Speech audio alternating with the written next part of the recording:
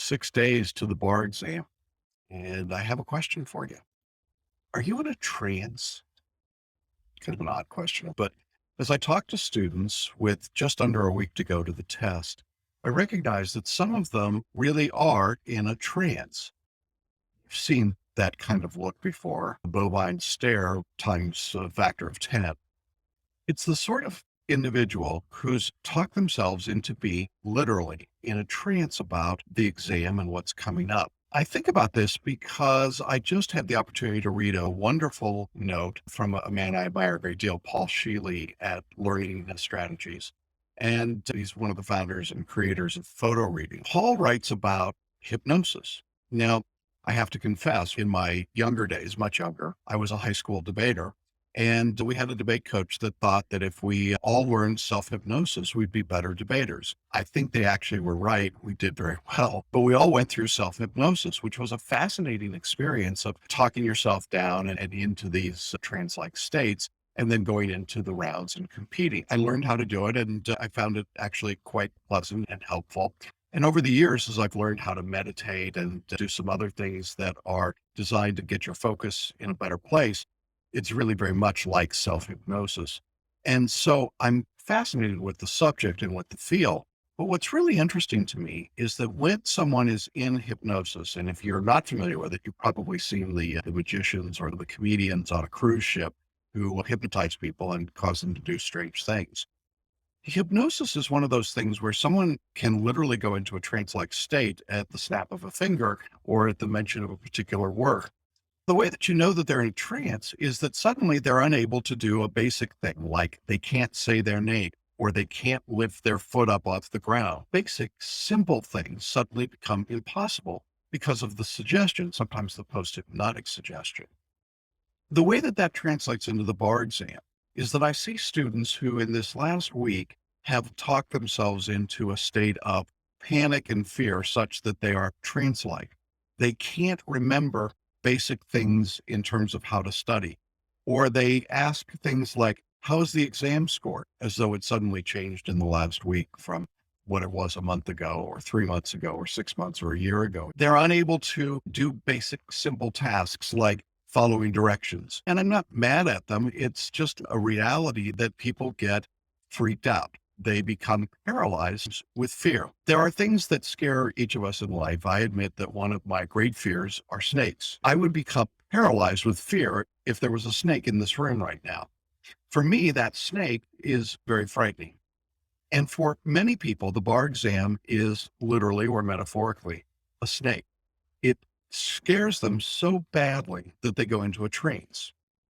I'm told that my great grandmother, who grew up on an Indian reservation in Oklahoma as the daughter of a missionary, had a wonderful saying later in life. She was a hard spun woman, as you might imagine.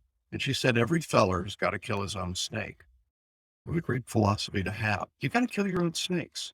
But you see, it's impossible to kill your snakes if you're in a trance. Some of you are at this stage literally paralyzed with your fear about the exam, and you can't take the next step forward.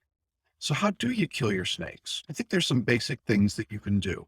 Start by exercising. Continue to eat properly. This is not a week to suddenly stop smoking or stop drinking or start doing either of those things. It's if you've been meditating or praying, this is not a week to stop doing those things either. This is a week to continue some basic steps that you've been going through all along, but to take good care of yourself. It's a great week to go get a massage, to let out some aggression by going to Chuck E. Cheese and whacking on the balls, whack, whack. Do whatever you got to do to let go of some of that tension and some of that energy. Don't let that energy and tension out by getting into a fight with your significant other or with your children or, God forbid, with your boss. This is not a week to pick fights with people. Don't pick a fight with the poor barista at your favorite coffee shop or with the librarian or with your bar review. This isn't that time. That time is come and gone. Now what you should be doing is taking a calm, purposeful approach to your studies. But if you're in a trance, it's hard to do. What else can you do? I would say that some people right now are in the mode of being trance-like in terms of, I've got to work and work and work. And I work myself into a stupor, if you will, by studying 10, 12, 15, 18 hours a day. That's really foolish. It just doesn't pay much in the way of dividends. I think you're much better off to study in the way that the exam is going to be given. That is 3 hours of morning study, a lunch break, 3 hours of afternoon study, an extended dinner break, and some review in the evening. If you're doing that, if you have the luxury of being able to study full time, that's more than enough in most situations. And truthfully, whatever you think you're going to cram over the next 6 days probably isn't going to be all that helpful to you anyway. There are people who get into that trance like state and they think, if I just read another outline or listen to another lecture or do another multi state test or write another essay, it's going to be better. But think about it. Zombie writing is not particularly good, just like zombie movies, but it's not something you need to be doing. And if that's what you're doing mindlessly, which is really the equivalent of what this trance like state is, if you are mindless, you're not going to get much value out of the work itself. So work purposefully, work in segments, work to accomplish something.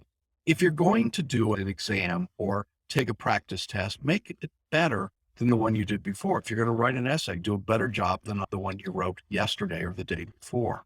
Have a purpose when you sit down to study. What do I want to accomplish in this study session? How long will I study and what's my purpose in doing this study?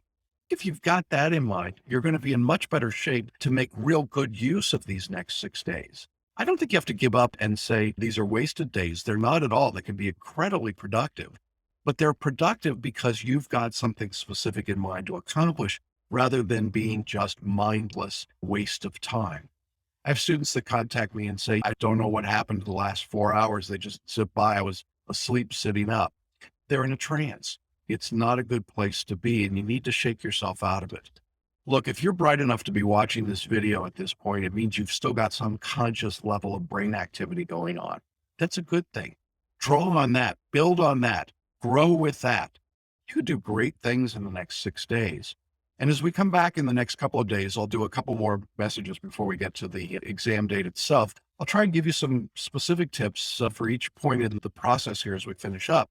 And the reason I do that is because I think there's a lot you can accomplish, but you can't do anything if you're in a trance. So if you've been sleepwalking for the last few days, snap out of it. And I'll be back to you in a couple of days with your studies as they continue.